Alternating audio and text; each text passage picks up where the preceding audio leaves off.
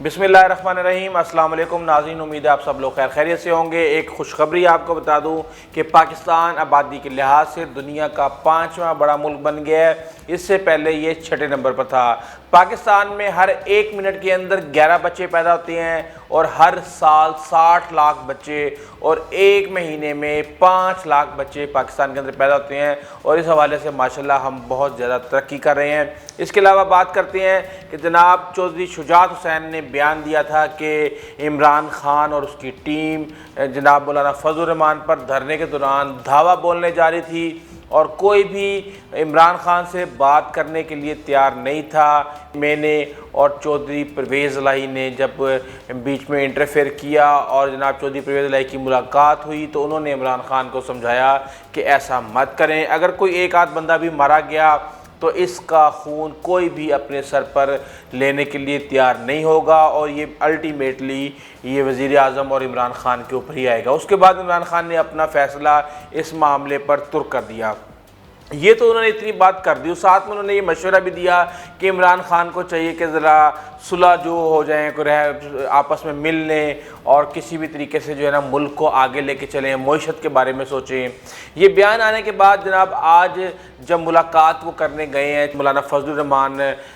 बिलावल भुट्टो से और आसिफ अली जरदारी से, तो वहाँ पे उन्होंने इसका जिक्र किया कि जनाब चौधरी शुजात साहब ने बयान तो दे दिया और बयान देने के बाद उन्होंने जो है ना हमारी तारीफ़ भी कर दी, बहुत शुक्रिया उनका, लेकिन उन्होंने पूरा बयान नहीं बताया कि उन्होंने उसके बदले में हमें बताया था कि मार्च तक तब्दीली आ जाएगी और ये बात उन्होंने क्यों छुपाई। तो मैंने वो ख़बर अब जब देखी तो मैंने कहा यार मुझे ये समझ नहीं आती जनाब, ये बातें हमने उस वक्त भी हमें बोला था। कोई कह रहा था दिसंबर में हुकूमत चली जाएगी, कोई कह रहा था फरवरी में चली जाएगी, कोई कह रहा था मार्च में चली जाएगी। वो सिर्फ वो चीज़ थी जो अपोजिशन को पता नहीं किसने यकीन दहानी दिलवाई थी। और जनाब मौलाना साहब आप तो बहुत ज़्यादा असूल पसंद शख्स हैं, आप जमहूरियत के अलम बरदार हैं, तो आपने किससे जो है ना गारंटी ले ली थी, किसकी गारंटी पे आप वापस चले गए थे? क्या आप गैर जमहूरी ताकतों को ये चाह रहे थे कि वो जमहूरियत की बसात लपेटें? क्योंकि जनाब चौधरी शुजात हुसैन या चौधरी परवेज़ इलाही के अंदर तो इतनी ताकत नहीं है, अगर होती तो वो ख़ुद वज़ीर आज़म होते कि वो किसी भी हुकूमत का तख्ता उलट सकते हैं। तो आप किसके आसरे पे ये सारी तगोदो बिठा के और अपने दिल में एक आस और उम्मीद लेके चले गए? मेरे ख़्याल से ये एक इसके ऊपर जो है ना इवन एक मुकदमा भी हो सकता है कि उन्होंने बगावत की है इस मुल्क के आइन के साथ और उन्होंने कोशिश की है कि किसी भी तरीके से गैर जमहूरी ताकतें जमहूरियत का इस मुल्क के अंदर तख्ता लपेट दें और वही उन्होंने अपने आर्टिफिशियल जो फ़िक्रें हैं कि ये हुकूमत जाली है, ये हुकूमत जो है ना धांधली के ज़रिए आई है, ये लुटेरे हैं और नाअहल हैं, नलायक हैं, नकम्मे नकट्टू, सारे लेवल उन्होंने इकट्ठे करके और लगा दिए। और उसके अंदर थोड़ा सा बिलावल ने भी अपना हिस्सा डाल दिया कि जी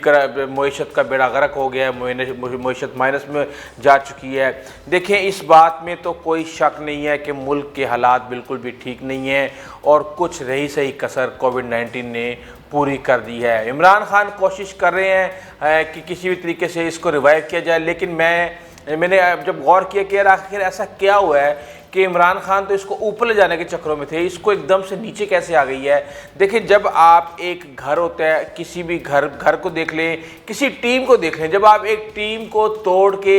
एक नई टीम बनाती हैं और काम को शुरू करने की कोशिश करते हैं तो एक दफ़ा तो जो पिछला एक इनर्शी और सेटअप एक चल रहा होता है वो सब कुछ डिस्टर्ब हो जाता है। नए रूल्स एंड रेगुलेशन होते हैं, नई टीम होती है, नए टारगेट्स होते हैं और उसके मुताबिक जो है ना वो अपने टारगेट्स को सेट करते हैं। ना आपके पास इतना पैसा, इवन आप अगर किसी घर में भी शिफ्ट होते हैं तो आप जाते एकदम से पूरे का पूरा घर चेंज नहीं करवा सकते, ना आप उसकी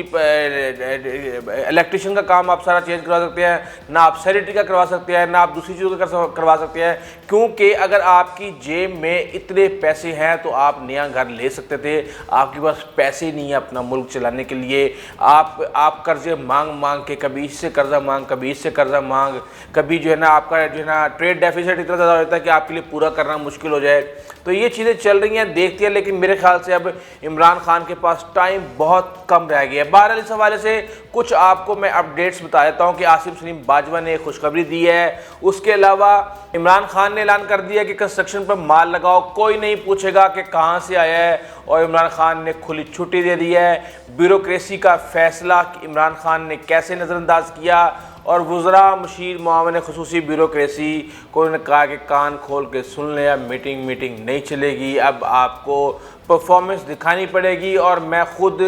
جاؤں گا اور جا کے ان مقامات پر جا کے میں چیزوں کو دیکھوں گا۔ ڈوبتی کشتی کو سہارا نہیں ملے گا، جہانگیر ترین نے نون لیگ کو کرارا جواب دے دیا ہے۔ سب سے پہلے آپ کو بتا دیں کہ عاصم سلیم باجوہ نے ایک خوشخبری دی ہے کہ کوہالہ پاور اور آزاد پتن پاور منصوبوں سے $4 ارب کی سرمایہ کاری کی راہ ہموار ہوئی ہے اور یہ منصوبے 18,000 میگا واٹ بجلی پیدا کریں گے۔ آپ یہ دیکھیں، اس عرصہ دراز سے نیلم جیلم پروجیکٹ چلتا آ رہا تھا، پتہ نہیں کتنے بھاشا ڈیم چلتا آ رہا تھا،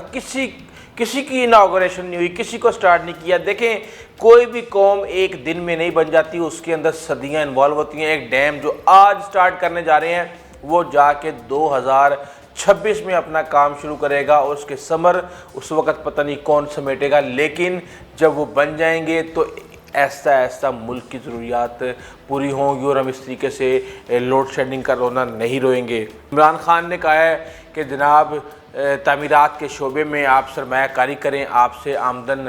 کے بارے میں کوئی بھی نہیں پوچھے گا۔ پاکستان کو اس مشکل وقت سے نکلنے کے لیے کنسٹرکشن کی ضرورت ہے۔ ہم نے ٹیکسز کم کر دیے ہیں، ٹیکسز کم کرنے سے سستے گھر بنیں گے۔ اس طرح سبسڈی اور فیصلے کبھی کسی حکومت نے کنسٹرکشن کے لیے نہیں کیے۔ میں چاہوں گا کہ لوگ اس سے پوری طرح فائدہ اٹھائیں اور کنسٹرکشن انڈسٹری کے لیے انہوں نے کہا ہے کہ 330 ارب روپیہ بھی رکھ دیا گیا ہے۔ ساتھ میں ہاؤسنگ، جس کو بہت زیادہ وہ اپنی اسکیم جو ہے ان کی اس کو امپورٹنس دے رہے ہیں اور وہ سمجھتے ہیں کہ تعمیراتی صنعت سے معیشت مضبوط کرنے کا فیصلہ جو کیا ہے وہ انشاءاللہ کامیاب ہوگا۔ نیا پاکستان ہاؤسنگ کے لیے 30 ارب کی سبسڈی رکھی گئی ہے اور ہر گھر پر 3 لاکھ روپے کی سبسڈی دی جائے گی اور 10